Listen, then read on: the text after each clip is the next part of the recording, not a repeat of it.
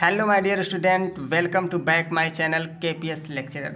आज की यह हाई स्कूल की वीडियो आप लोगों के लिए बहुत ही इम्पोर्टेंट होने वाली है। आप सब 2024 की बोर्ड परीक्षा जो कि आपकी 29 फरवरी को साइंस का जो पेपर है उसमें आप सबको आज की इस वीडियो के सभी क्वेश्चन आप लोगों को उस बोर्ड परीक्षा में देखने को ज़रूर से ज़रूर मिलेंगे। तो आप सब वीडियो पे बने रहेगा और वीडियो को लास्ट तक वॉच करिएगा। चैनल पे नए होंगे तो चैनल को सब्सक्राइब जरूर करिएगा, बेल आइकन को प्रेस कर लीजिए। आज की मैराथन वीडियो आप लोगों के लिए बहुत ही मोस्ट है। टॉपर इन प्रश्नों को जरूर पढ़ते हैं। जो मैं आज क्वेश्चन को बताने वाला हूं वो आप लोगों के लिए 100% श्योरली वीडियो आप लोगों के लिए बहुत ही इंपॉर्टेंट है। तो चलिए वीडियो की शुरुआत करते हैं। सबसे फर्स्ट नंबर पर मेरा क्वेश्चन आ जाता है संयोजन अभिक्रिया। मैं इसमें आप लोगों को केमिस्ट्री, फिजिक्स और बायो सबके क्वेश्चन कराने वाला हूं, तो आप सब इसको अच्छे से सीखिए। सबसे पहले बात करते हैं संयोजन अभिक्रिया की। तो आप लोगों को यह क्वेश्चन बहुत इंपॉर्टेंट है। क्वेश्चन पूछ लिया जाता है कि संयोजन अभिक्रिया किसे कहते हैं। तो बात करते हैं कि जब दो या दो से अधिक तत्व मिलकर, दो तत्व हों या उससे अधिक भी तत्व हों, मिलकर नए यौगिक का निर्माण करते हैं, संयोजन अभिक्रिया कहलाती है। ठीक है, जैसे मैंने एक उदाहरण यहाँ पे लिया है कि NH4+Cl। देखिए ये दोनों को आपस में मिलाया गया तो हमारा क्या बन गया, NH4Cl, जो होता है नवसादर। क्या होता है, नवसादर। ठीक है, नवसादर। अब देखिए सोडियम प्लस क्लोरीन को ले लिया गया है तो यहाँ बन गया NaCl, जो होता है क्या, नमक आपका। तो संयोजन अभिक्रिया से क्वेश्चन बनने हैं। आपका जो है क्वेश्चन नंबर, ठीक है, ऊष्माशोषी अभिक्रिया, बहुत ही इंपॉर्टेंट क्वेश्चन है। ऊष्माशोषी अभिक्रिया कहते किसे हैं, तो वे रासायनिक अभिक्रियाएं जिनमें ऊष्मा का अवशोषण होता हो, जिसमें ऊष्मा को क्या किया जाता है, अवशोषित किया जाता है, अपने अंदर लिया जाता हो, ऊष्माशोषी अभिक्रियाएं कहलाती हैं। जैसे देखिए यहाँ नाइट्रोजन और ऑक्सीजन को, ठीक है, अभिक्रिया कराई गई तो क्या बन गया, NO, और देखिए इसमें 45 किलो कैलोरी इसको ऊर्जा की आवश्यकता पड़ेगी ये रिएक्शन करने के लिए। ठीक है, अब बात करते हैं ऊष्माक्षेपी अभिक्रिया की। तो आप लोगों के लिए ये भी बहुत ही इंपॉर्टेंट क्वेश्चन है। वे रसायन, देखिए उसमें क्या था, ऊष्माशोषी में ऊष्मा ग्रहण की जाती थी और इसमें क्या होगा, ऊष्मा निर्मुक्त की जाएगी, मतलब ऊष्मा दी जाएगी, निकाली जाएगी। तो वे रासायनिक अभिक्रियाएं जिनमें ऊष्मा निर्मुक्त होती है, मतलब निकलती है, ऊष्माक्षेपी अभिक्रिया कहलाती है। जैसे कार्बन प्लस ऑक्सीजन, कार्बन और ऑक्सीजन के रिएक्शन से हमारा CO2 गैस बन गया, जिसमें 94 किलो कैलोरी ऊर्जा क्या होती है, निर्मुक्त होती है। इस वर्ष के लिए सबसे मोस्ट, ठीक है, हेडिंग की बात करें, क्वेश्चन की बात करें तो रेडॉक्स अभिक्रिया बहुत ही इंपॉर्टेंट, ठीक है, यह क्वेश्चन है आप लोगों के लिए। तो रेडॉक्स अभिक्रिया किसे कहते हैं, वह रासायनिक अभिक्रिया जिसमें एक पदार्थ से इलेक्ट्रॉन का ह्रास व दूसरे पदार्थ द्वारा इलेक्ट्रॉन को ग्रहण साथ साथ होती है, रेडॉक्स अभिक्रिया का जिसे क्या है, फिर से एक बार देखिए, वह रासायनिक अभिक्रिया जिसमें एक पदार्थ से इलेक्ट्रॉन का ह्रास, मतलब इलेक्ट्रॉन ठीक है, ठीक है, चला जाए या खो जाए, ह्रास हो जाए, कमी हो जाए, वह दूसरे पदार्थ द्वारा इलेक्ट्रॉन को ग्रहण साथ साथ होती है, रेडॉक्स अभिक्रिया कहलाती है। जैसे मैंने यहाँ रिएक्शन लिखा, देखिए Zn+CuSO4 कॉपर सल्फेट आयरोदैट, ठीक है, ये हो गया जिंक सल्फेट प्लस कॉपर, यहाँ निकल गया। देखिए इसका स्थान ये जिंक ले लिया यहाँ पर, देखिए है ना, साथ साथ हो रहा है, इलेक्ट्रॉन ग्रहण भी हो रहा है और ठीक है इलेक्ट्रॉन का ह्रास भी हो रहा है। अब बात करते हैं अम्ल क्षार से। अगर आपको अम्ल से क्वेश्चन बनने ही बनने हैं, आर्हेनियस के सिद्धांत के अनुसार अम्ल की परिभाषा जरूर से जरूर पूछ लेता है। तो अम्ल किसे कहते हैं, वे पदार्थ जो स्वाद में खट्टे होते हैं, वे पदार्थ जो स्वाद में खट्टे होते हैं तथा नीले लिटमस पेपर को लाल कर देते हैं, अम्ल कहलाते हैं। अगर आप सबको पूछ लिया जाएगा आर्हेनियस के सिद्धांत के अनुसार, आर्हेनियस, ठीक है, हेनियस के सिद्धांत के अनुसार अम्ल की परिभाषा लिखिए, तो आप सब लिखेंगे, ठीक है, कि आर्हेनियस के सिद्धांत के अनुसार क्या होता है, इसकी परिभाषा कैसे लिखेंगे, तो मैं आपको बता देता हूँ।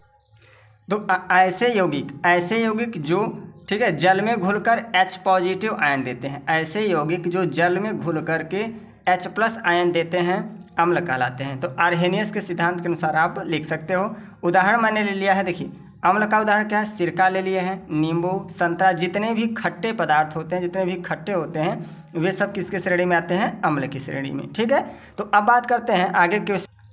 देखिए कई सारे जो टीचर्स होते हैं क्या करते हैं कि जो वो उनको क्या है, उनको तो खाली पैसे कमाने से मतलब है, उनका चैनल जो है वो ग्रो हो जाए, उनसे क्या मतलब है, कोई भी क्वेश्चन लाकर दे देते हैं। तो मैं आप लोगों को बताऊँ, छोटे छोटे क्वेश्चनों पे आप लोग विशेष ध्यान दीजिएगा, क्योंकि इसमें पूछ लेता है कि प्रबल अम्ल किसे कहते हैं, दुर्बल अम्ल किसे कहते हैं। या तो कह देगा कि निम्न में से बताइए कि प्रबल अम्ल कौन सा है, निम्न में से बताइए प्रबल क्षार कौन सा है। तो प्रबल अम्ल प्रबल क्षार से भी मैंने क्वेश्चन को उठाया है। तो देखिए अम्ल के प्रकार, अम्ल दो प्रकार के होते हैं, प्रबल अम्ल और दुर्बल अम्ल। अब प्रबल अम्ल किसे कहते हैं इसके बारे में बात कर लें, तो वे अम्ल जो जल में पूर्णतः वियोजित हो जाते हैं। ऐसे अम्ल जो जल में पूरा पूरा घुल जाते हैं प्रबल अम्ल कहलाते हैं। ठीक है, जो जल में क्या हो पूरा पूरा वियोजित हो जाए, घुल जाए, उससे क्या कहते हैं प्रबल अम्ल।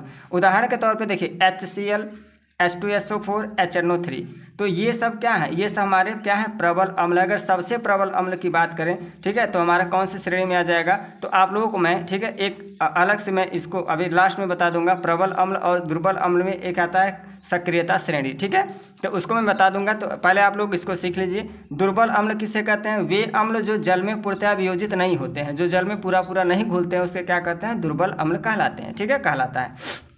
अब बात करते हैं क्षारक की। क्षारक या क्षार एक ही बात होती है। ठीक है, तो एक क्वेश्चन में बन जाता है कि सभी क्षारक क्षार होते हैं परंतु सभी क्षार क्षारक नहीं होते हैं। ठीक है, तो देखिए क्षारक क्या है, वे पदार्थ जो स्वाद में कड़वे होते हैं। ऐसा कोई पदार्थ हो जो स्वाद में क्या हो कड़वा हो तथा लाल लिटमस पेपर को नीला कर दे, क्या कहलाता है क्षारक कहलाता है। तो क्षारक दो प्रकार के होते हैं, जैसे मैंने अम्ल को बताया दो प्रकार के होते हैं, वैसे आपके क्षारक भी दो प्रकार के होते हैं। तो देखिए प्रबल क्षारक और दुर्बल क्षारक। प्रबल क्षारक क्या है, वे क्षारक जो जल में पूर्णतः वियोजित होकर हाइड्रोक्साइड आयन देते हैं। OH आयन दे तो आपका क्या हो जाएगा प्रबल क्षार। ठीक है, जैसे देखिए KOH, NaOH, BaOH, तो ये आपका OH आ रहा है ना, देखिए OH से हम लोग पहचानेंगे कि ये क्या है क्षार है, और H से पहचानेंगे क्या है अम्ल है। ठीक है, तो आपका दुर्बल क्षारक क्या है, वे क्षारक जो जल में पूर्णतः वियोजित नहीं होते हैं, दुर्बल क्षारक कहलाते हैं। तो आप लोगों से बहुविकल्पी क्वेश्चन में पूछ सकता है, ठीक है, पूछ लेता है, पूछ सकता नहीं, पूछ लेगा ही। ठीक है, कि निम्न में से दुर्बल क्षारक कौन है, तो आप लोग जानते रहे कि AlOH का होल थ्राइस, ठीक है, NH4OH, ये सब क्या है आपके दुर्बल क्षार। ठीक है, अब आपका नेक्स्ट क्वेश्चन बन जाता है तन्यता। तन्यता से तन्यता पूछ लेगा दोस्तों, या तो आप लोगों से पूछ लेगा आघात वर्धनीयता। आघात वर्धनीयता, वर्धनीयता किसे कहते हैं, ये क्वेश्चन बहुत ही इंपॉर्टेंट है। आघात वर्धनीयता और तन्यता में से एक क्वेश्चन आप लोगों को बोर्ड एग्जाम में जरूर से जरूर देखने को मिलेगा। तो आघात वर्धनीयता किसे कहते हैं मैं इसको भी बता देता हूँ, पहले आप तन्यता को जान लीजिए। किसी धातु को खींचकर, किसी भी धातु, कोई भी धातु को खींचकर पतले तार के रूप में परिवर्तित करने की क्रिया तन्यता कहलाती है। जैसे आपके पास देखिए अभी भी क्या पतले पतले तार आते हैं आप लोगों को, ठीक है, खेत की बाउंड्री करने के लिए आप, ठीक है, घर को बनाने के लिए पतले पतले तार आते हैं, तो मोटे तारों से वो खींच करके बनाया गया है पतले तार के रूप में।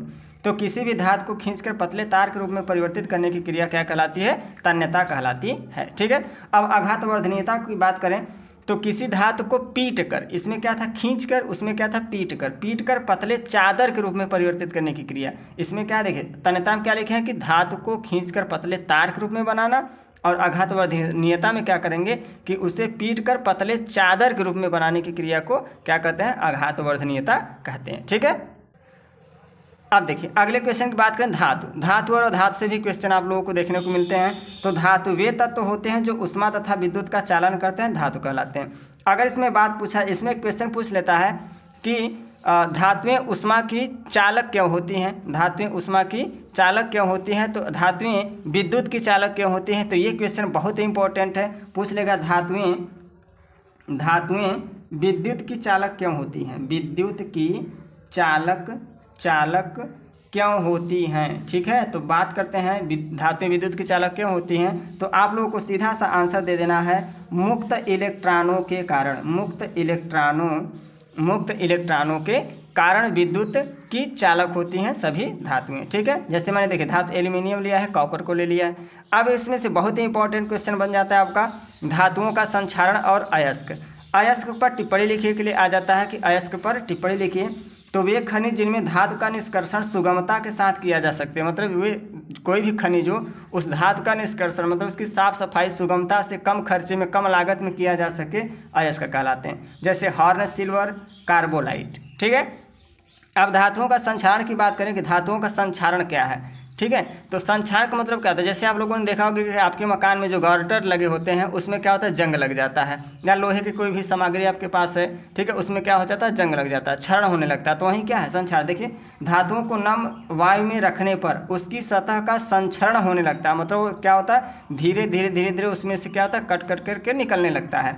इस क्रिया को संक्षारण कहते हैं। जैसे लोहे का जंग लगना, चांदी का बदरंग होना। तो लोहे का जंग लगना क्या है, जैसे आपका हो गया आयरन, ठीक है, ऑक्सीजन से क्रिया करेगा तो आयरन पे 3 पॉजिटिव होता है और ऑक्सीजन पे 2 निगेटिव होता है, तो ये रिएक्शन करके क्या बनाएगा, FeO3। तो ये आपका क्या हो गया, जंग का सूत्र हो गया, ठीक है, जिसको हम लोग देहाती भाषा में मूर्छा कहते हैं, ठीक है। चांदी का बदरंग होना, चांदी आपका होता है, ठीक है, जो चांदी होता है वो ऑक्सीजन से क्रिया करके क्या होता है, हल्के पीले कलर का, ठीक है, एक उस पर आवरण जम जाता है, तो क्या होता है, चांदी का बदरंग होना, ठीक है।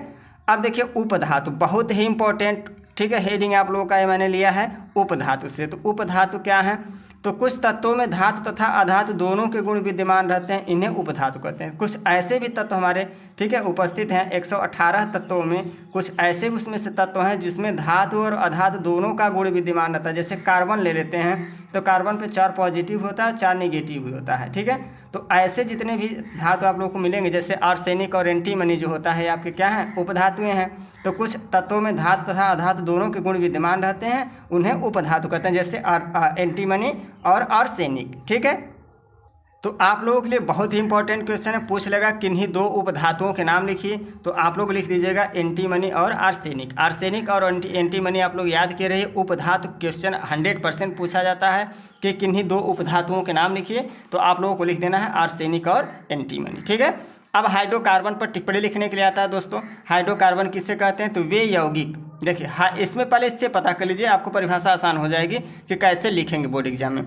इसमें क्या है, हाइड्रो और कार्बन, मतलब हाइड्रोजन और कार्बन से बना यौगिक, किससे, हाइड्रोजन और कार्बन से। तो वहीं इसमें देखिए लिखा भी होगा, वे यौगिक जिनमें केवल कार्बन और हाइड्रोजन तत्व उपस्थित होते हैं। वे यौगिक, ऐसा सूत्र कोई जिसमें कार्बन और हाइड्रोजन तत्व उपस्थित होता है, हाइड्रोकार्बन कहलाता है। जैसे देखिए CH4, C2H6, C2H4, ठीक है, और C6H6। देखिए इसमें इन सभी यौगिकों में क्या है, सूत्र जितने भी मैंने बनाया है इसमें सिर्फ कार्बन और हाइड्रोजन ही है। तो ऐसे यौगिक जिनमें कार्बन और हाइड्रोजन तत्व उपस्थित होते हैं हाइड्रोकार्बन कहलाते हैं। मैंने इस पर एक अलग वीडियो बनाई है हाइड्रोकार्बन पे, अगर आप सब को, ठीक है, सीखना है और अच्छे प्रकार से, तो उसको उसके प्रकारों को हाइड्रोकार्बन में, ठीक है, उसको 2 भागों में डिवाइड किया गया, एरोमेटिक एलिफेटिक में। तो इसको मैंने अलग से वीडियो बनाया है, इसको डिस्क्रिप्शन में लिंक दे दूंगा, आप सब वहाँ से जाकर इसको सीख सकते हैं, ठीक है। तो फिलहाल मैं इस वीडियो में मैं आप लोगों को बता देता हूँ हाइड्रोकार्बन को। देखिए हाइड्रोकार्बन को निम्नलिखित 2 भागों में वर्गीकृत किया गया है।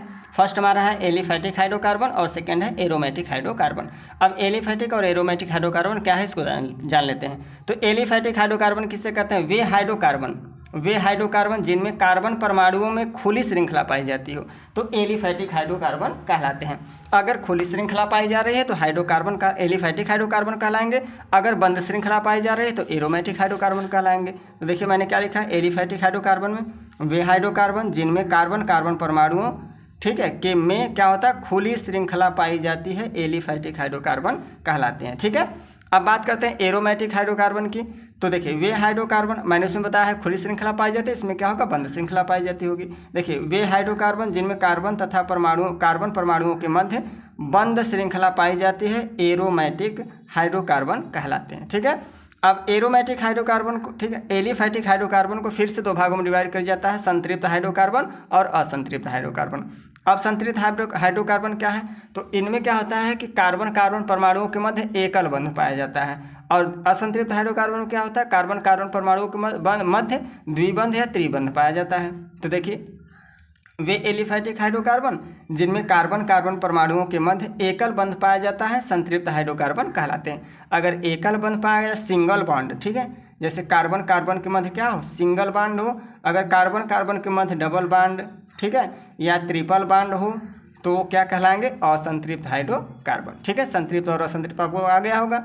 तो कार्बन परमाणुओं के मध्य एकल बंध पाया जाता है तो संतृप्त हाइड्रोकार्बन, कार्बन परमाणुओं के मध्य द्विबंध या त्रिबंध पाया जाता है तो असंतृप्त हाइड्रोकार्बन, ठीक है। आपका बहुत इंपॉर्टेंट एक क्वेश्चन पूछ लेता है सजातीय श्रेणी से। सजातीय श्रेणी क्या है, जब कार्बनिक यौगिकों का अणुसूत्र व क्रियात्मक समूह, ठीक है, उन्हें अणुभार 14 के अंतर से घटते हुए क्रम में रखा जाए, या तो आप सीधा परिभाषा लिख दीजिए ठीक है, कि ऐसे कार्बनिक यौगिक जिनमें CH2 का अंतर हो, जिसमें किसका अंतर हो, CH2 का अंतर हो, सजातीय श्रेणी कहलाते हैं। ठीक है, अब अगले क्वेश्चन की ओर चलते हैं।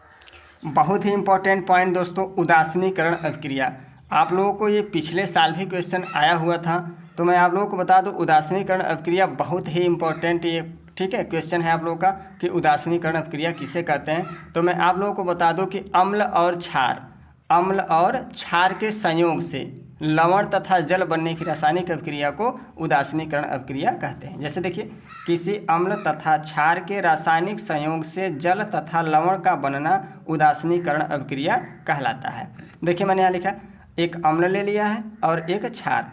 परिभाषा क्या था कि अम्ल और क्षार के संयोग से, संयोग मतलब रिएक्शन करेगा, ठीक है, अम्ल और क्षार के संयोग से लवण तथा जल का बनना उदासीनीकरण अभिक्रिया कहलाती है। ठीक है, अब मैं आप लोगों को बात करता हूँ निर्माण की विधियों के बारे में। तो आप लोगों से बोर्ड एग्जाम में निर्माण की विधि एक क्वेश्चन आप लोगों से 100% पूछेगा, जिसमें मैं आप लोगों को आज बताऊंगा कि विरंजक चूर्ण, ठीक है, विरंजक चूर्ण को बताऊंगा, फिर उसके बाद और भी क्वेश्चन है उनको भी बता दूंगा। तो निर्माण की विधि का सबसे इम्पोर्टेंट इस वर्ष के लिए है तो क्या है, विरंजक चूर्ण है। ठीक है, विरंजक चूर्ण को हम लोग ब्लीचिंग पाउडर के नाम से भी जानते हैं। आप लोगों ने ब्लीचिंग पाउडर को, विरंजक चूर्ण को देखा भी होगा। अगर आपके पास पानी की टंकी होगी तो उसकी साफ़ सफाई करने के लिए आप सब विरंजक चूर्ण, ब्लीचिंग पाउडर को मार्केट से लाते हैं, 10-5 रुपये किलो मिलता है, वो खरीद के लाते हैं। तो बनाया कैसे जाता है, ठीक है, अगर आपके पास RO का फिल्टर, जैसे पानी फिल्टर होता है ना, उसमें RO वाला, ठीक है, तो उसमें ब्लीचिंग पाउडर डाल के उसको फिल्टर किया जाता है, या क्लोरीन गैस उसमें मिला दी जाती है। ठीक है, तो देखिए विरंजक चूर्ण की निर्माण विधि कैसे करेंगे। तो पहले हम लोग जान लेते हैं कि इसका अणुसूत्र क्या होता है। तो अणुसूत्र की बात करें, ठीक है, तो इसका, और देखिए इसका रासायनिक नाम लिखा है यहाँ पे कैल्शियम ऑक्सीक्लोराइड, इसका अणुसूत्र होता है। तो अणुसूत्र की मैं बात करूँ तो CaOCl2, इसका अणुसूत्र क्या होता है, CaOCl2, कैल्शियम ऑक्सीक्लोराइड, या इसको कहते हैं कैल्शियम हाइपोक्लोराइड। ठीक है, कैल्शियम ऑक्सीक्लोराइड अगर ऐसे लिख दिया जाएगा Ca, ठीक है, CaO, ठीक, Cl, फिर Cl को बाहर लिख देंगे एक ठोर, एक हमारा Cl और बाहर हो जाएगा, तो ये क्या हो जाएगा आपका, ठीक है, कैल्शियम हाइपोक्लोराइड। अणुभार की बात करें तो 127.1, ठीक है, 127.124, ठीक है। अब इसके बनाने की विधि क्या है, तो बनाने की विधि मैं आप लोगों को बता दूं कि बूझे हुए चूने पर क्लोरीन की अभिक्रिया से ब्लीचिंग पाउडर प्राप्त होता है। अगर बूझा हुआ चूने का सूत्र आपको पता है CaOH का होल ट्वाइस, ये क्या है, कैल्शियम हाइड्रोक्साइड। तो बूझे हुए चूने पर क्लोरीन गैस की अभिक्रिया से ब्लीचिंग पाउडर बनाई जाती है। तो देखिए CaOH का whole twice plus Cl2 gas इसमें मिला दिया गया है, तो आपका बन गया कैल्शियम ऑक्सीक्लोराइड, और अब यहाँ से क्या निकल जाएगा, जल निकल जाएगा। ठीक है, अगर इसके रासायनिक गुण की बात करें तो देखिए जल से क्रिया, सबसे पहले रासायनिक गुण की बात करें तो जल से क्रिया, ब्लीचिंग पाउडर जल से क्रिया करके क्लोरीन गैस मुक्त करती है। अगर ब्लीचिंग पाउडर जल से क्रिया करती है तो इसमें से क्लोरीन गैस निकलती है दोस्तों, और क्या बन जाता है, CaOH का होल ट्वाइस, बूझा चूना जस्ट उसी का उल्टा बन जाता है। अब देखिए ब्लीचिंग पाउडर पर उष्मा का प्रभाव, रासायनिक गुण हम सब पढ़ रहे हैं, रासायनिक गुण डाल के आप लोगों को उष्मा का प्रभाव हेडिंग बनाकर उसमें लिख देना है। तो ब्लीचिंग पाउडर को गर्म करने पर ऑक्सीजन गैस मुक्त होती है। अगर ब्लीचिंग पाउडर को, क्या होता है, आप लोगों से क्वेश्चन पूछ लेगा, क्या होता है ब्लीचिंग पाउडर को गर्म किया जाता है, ठीक है, क्या होता है ब्लीचिंग पाउडर को गर्म किया जाता है, या कैसे प्राप्त कीजिएगा ब्लीचिंग पाउडर से ऑक्सीजन गैस। ठीक है, ब्लीचिंग पाउडर से ऑक्सीजन गैस कैसे प्राप्त करेंगे, तो आप लोगों को यही रिएक्शन लिख देना है, CaOCl2 arrow that CaCl2 plus O2। ठीक है, ये जो दो लगे हैं ये रासायनिक अभिक्रिया को संतुलित करने के लिए बनाया गया। ठीक है, अगर आप सबको रासायनिक अभिक्रिया संतुलित करने नहीं आती है तो मैं डिस्क्रिप्शन में लिंक दे दूंगा, आप लोग वहाँ पर, एक मैंने अलग इसका वीडियो बनाई है, आप लोग वहाँ पर जाकर उसको अच्छे से सीख सकते हैं। ठीक है, एक आप लोगों के लिए और निर्माण की विधि मैं बता दे रहा हूँ, धावन सोडा। धावन सोडा बनाने की विधि क्या है, तो सबसे पहले इसके रासायनिक नाम की बात कर लेते हैं। तो इसका रासायनिक नाम होता है सोडियम कार्बोनेट। पूछ लेगा आपसे कि धावन सोडा का रासायनिक नाम क्या होता है, बहुविकल्पी क्वेश्चन में पूछ लेगा कि धावन सोडा का रासायनिक नाम क्या होता है, तो आप समझाते रहिए सोडियम कार्बोनेट।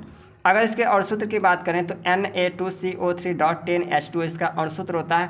कई बार क्वेश्चन आया हुआ है दोस्तों कि धावन सोडा का अणुसूत्र लिखिए, ठीक है, क्या होता है, ठीक है, उसमें पूछ लेता है आप लोगों से बहुविकल्पी क्वेश्चन में। अब तो बहुविकल्पी क्वेश्चन आने लगे तो बहुविकल्पी में ही दे देता है, नहीं 2-2 नंबर वाले क्वेश्चन में बहुत ज़्यादा पूछा जाता था। तो अणुसूत्र क्या है, Na2CO3.10H2O। अणुभार की बात करें 286 इसका अणुभार होता है, ठीक है। अब ये बनाया कैसे जाता है, निर्माण की विधि इसकी कैसी होती है, तो इसको जान लेते हैं निर्माण की विधि, ठीक है।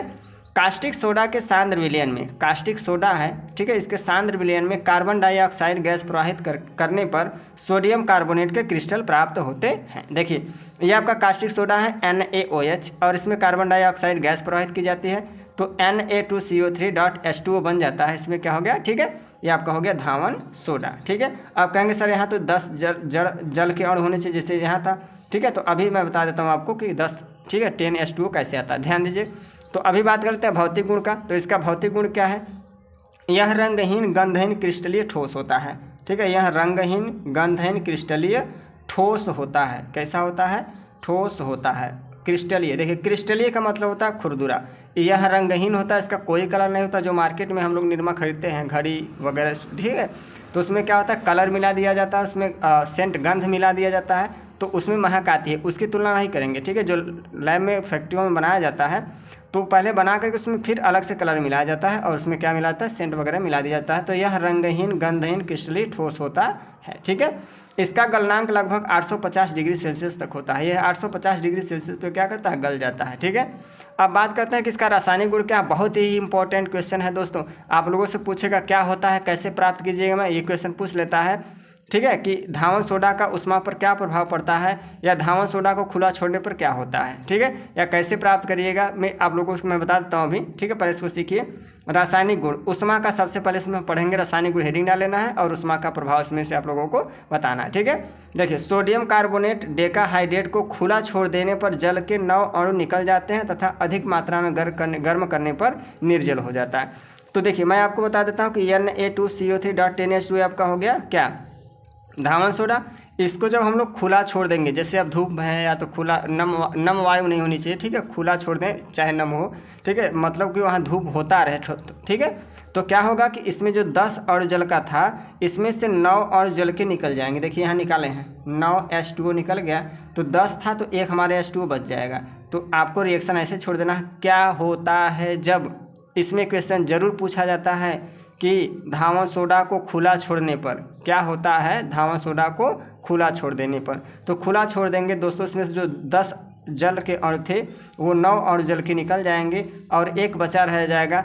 अब क्या करेंगे, जो ये वाला पार्ट है, इतना जो हमारा था, इसको अधिक गर्म किया जाएगा। देखिए यहाँ लिखें Na2CO3.H2O को अधिक गर्म किया जाएगा तो हमारा सोडियम कार्बोनेट बन जाएगा और इसमें जो 1 अणु जल का था वो भी क्या होगा, निकल जाएगा, ठीक है।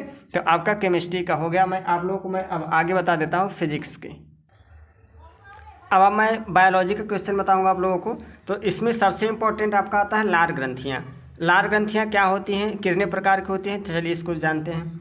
मुख गुहा में 3 जोड़ी लार ग्रंथियाँ पाई जाती हैं। आपके मुख में कितनी जोड़ी लार ग्रंथियाँ पाई जाती हैं, तो 3 जोड़ी, और तीनों का नाम क्या है, पैरोटिड, अधोहन, अधोजीवा, ठीक है। तो देखिए पहला नंबर हमारा आता है पैरोटिड ग्रंथियाँ। ये ग्रंथियाँ कड़ पल्लव के ठीक नीचे कपोलों में स्थित होती हैं। प्रत्येक एक लंबी मोटी वाहिनी एक्सटेंशंस नलिका द्वारा ऊपरी जबड़े में कृंतक दंत के ठीक पीछे खुलती हैं। तो आप लोगों के लिए पैरोटिड ग्रंथि हो गई, ठीक है। अधोहन ग्रंथियाँ, अधोहन ग्रंथि क्या है, ये ग्रंथियाँ दोनों जबड़ों के जोड़ों के पास स्थित होती हैं तथा वार्टन्स नलिकाओं द्वारा मुख गुहा में खुलती हैं।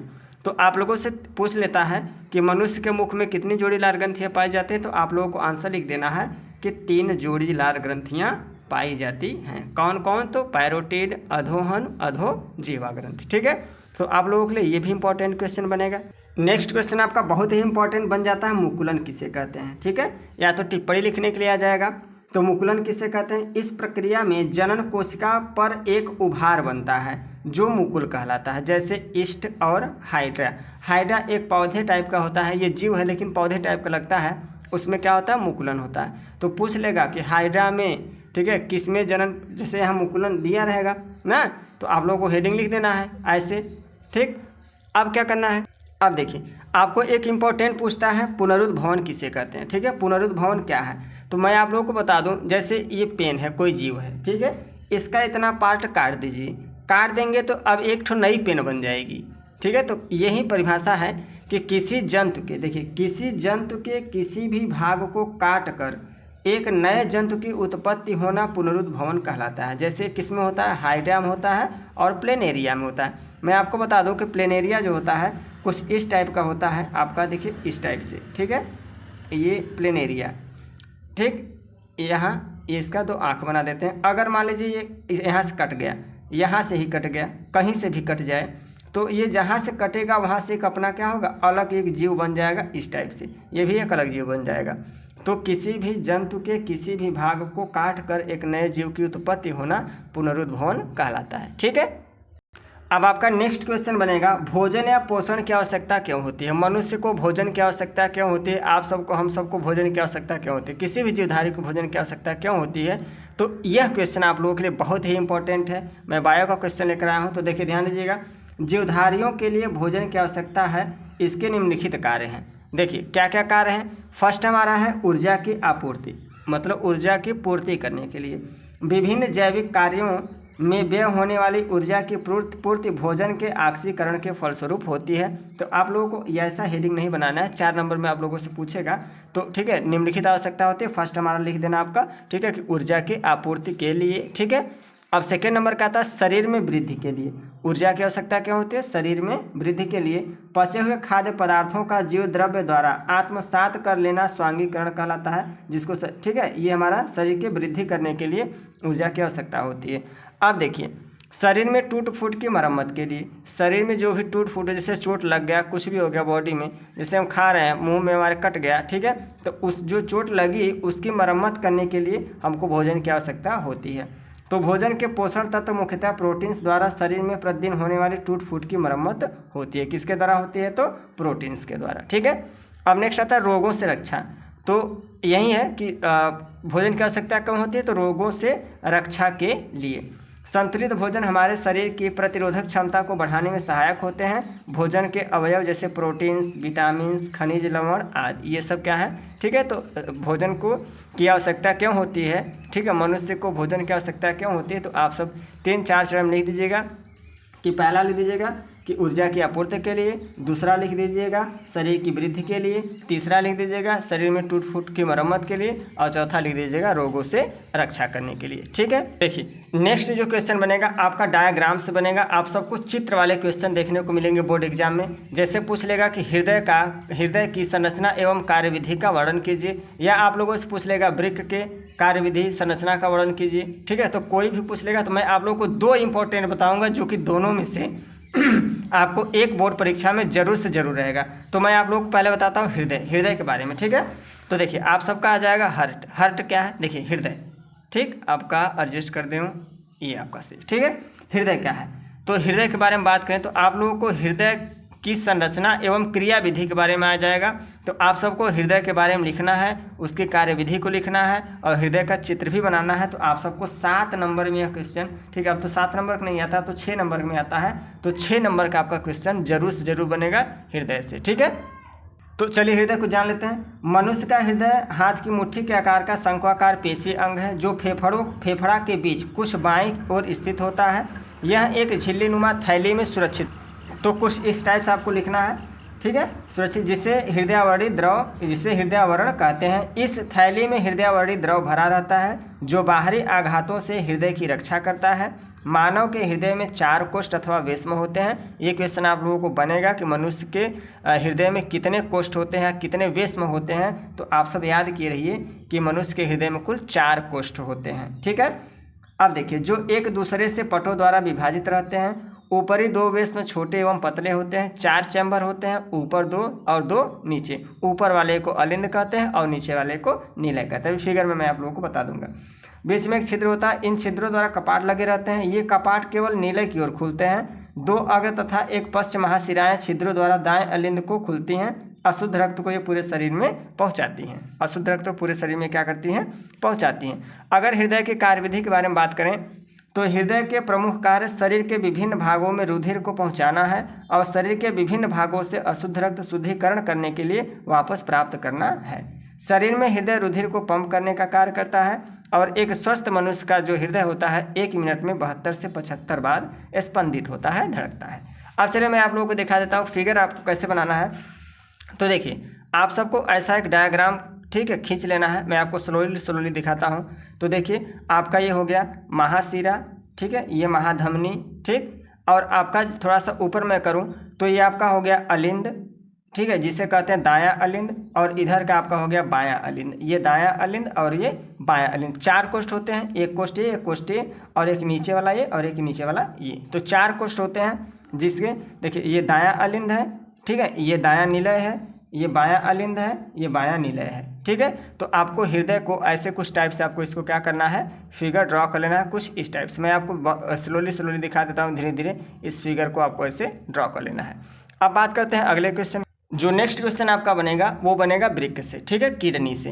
तो किडनी से मैं पहले इसको मैं आप लोगों को दिखा देता हूँ कि आप लोगों का वृक्क, ठीक है। देखिए वृक्क क्या है, मनुष्य में एक जोड़ी वृक्क पाए जाते हैं जिसे इंग्लिश में किडनी कहते हैं, जो उदर गुहा में डायाफ्राम के नीचे कशेरुक दंड के दोनों ओर अधर सतह पर पतली दोनों ओर पैरोटोनियम झिल्ली द्वारा लगे रहते हैं।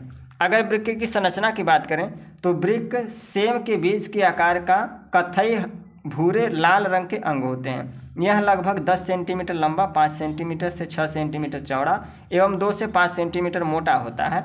पुरुष में वृक्क का भार, ठीक है, 130 से 160 ग्राम तक होता है।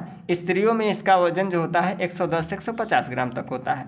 मनुष्य में दायां वृक्क बाएं वृक्क की अपेक्षा कुछ पीछे तथा नीचे की ओर स्थित होता है, जो भीतरी किनारा धंसा हुआ तथा बाहरी किनारा उभरा हुआ होता है। इसमें जो हाइलस होता है ये मूत्रवाहिनी में निकलती है। अगर वृक्क के कार्य की बात करें तो इसका कार्य क्या है, वृक्क के कार्य प्रमुख निम्नलिखित हैं। फर्स्ट देखिए इसमें क्या क्या है, ये उपापचयी नाइट्रोजनी अपशिष्ट पदार्थों जैसे यूरिया को अमोनिया में परिवर्तित करके बाहर निकाल देता है। सबसे इंपॉर्टेंट मेरा यही काम है वृक्क का, ठीक है, मेरा नहीं वृक्क का यही कार्य है कि यूरिया को अमोनिया में एक्सचेंज कर देता है, यूरिया को अमोनिया में बदल देता है, इसका यही मेन भूमिका होती है, ठीक है। अगर कहेगा कि आप लोगों से कि ये अमोनिया से यूरिया कौन बदलता है, तो अमोनिया से यूरिया बदलता है हमारा लीवर, यकृत बदलता है, ठीक है। अब आपका जो फिजिक्स से क्वेश्चन बनेगा वो प्रतिरोधकों का संयोजन। आप लोगों के लिए बोर्ड एग्जाम 2024 बोर्ड एग्जाम के लिए यह बहुत ही इंपॉर्टेंट क्वेश्चन है। तो आप लोगों को निगमन करने के लिए कहेगा कि प्रतिरोधों का संयोजन का, ठीक है। तो आप लोगों को अगर निगमन नहीं करने आता तो मैं आप लोगों को डिस्क्रिप्शन में लिंक दे दूंगा, आप लोग वहां से जाकर के श्रेणी क्रम और समांतर क्रम दोनों के निगमन आप लोग वहां से सीख सकते हैं, ठीक है। तो देखिए प्रतिरोधों का संयोजन, तो श्रेणी संयोजन में प्रतिरोधकों को इस प्रकार जोड़ा जाता है कि प्रत्येक प्रतिरोध का, देखिए प्रतिरोधकों का संयोजन मैंने समांतर क्रम संयोजन को, ठीक है, श्रेणी क्रम संयोजन और समांतर क्रम संयोजन दोनों को मैं बताऊंगा। तो आप लोगों का प्रतिरोधकों के संयोजन से आप लोगों को इसमें क्वेश्चन बनेंगे। तो जिसमें देखिए श्रेणी क्रम संयोजन का निगमन इसमें किया गया है। तो इसमें क्या है कि श्रेणी क्रम संयोजन में प्रतिरोधकों को इस प्रकार जोड़ा जाता है कि प्रत्येक प्रतिरोध का दूसरा सिरा अगले प्रतिरोध के पहले सिरे से जुड़ा हो। तो इस प्रकार के संयोजन को श्रेणी क्रम संयोजन कहते हैं। तो श्रेणी क्रम संयोजन किसे कहते हैं, आप लोगों से क्वेश्चन बनेगा। और देखिए यहाँ पे मैंने एक फिगर ड्रॉ किया है जिसमें 3 प्रतिरोध R1, R2, R3 को लिया है, ठीक है। तो आप लोग इसको मैं डिस्क्रिप्शन में लिंक दे दूंगा, वहाँ से अच्छे से सीख लीजिएगा, काफ़ी लंबी वीडियो हो जाएगी, ठीक है। तो मैं आगे क्वेश्चन को देख लेता हूँ। और आप सबका इसमें ओम का नियम पूछ लेता है कि ओम का नियम क्या है। तो किसी धातु के तार में प्रवाहित होने वाली विद्युत धारा उस तार के सिरों के मध्य विद्युत विभवांतर के अनुक्रमानुपाती होती है, ठीक है। तो आप लोगों को ओम का नियम भी पूछ लेता है। अब आपका एक क्वेश्चन इसमें से और बन जाता है, मैंने बायो में उसको, ठीक है, छोड़ दिया था, ध्यान नहीं आया। तो उसमें पूछ लेता है कि मेंडल के नियमों का वर्णन कीजिए। मेंडल के नियमों का वर्णन कीजिए, ठीक है। मेंडल के नियमों का वर्णन कीजिए। तो आप लोग इसको अच्छे से सीख लीजिएगा, ठीक है। तो आप लोगों को वीडियो कैसी लगी है कमेंट बॉक्स में एक प्यारा सा कमेंट जरूर करिएगा। मिलते हैं अगली वीडियो में, तब तक के लिए जय हिंद, वंदे मातरम।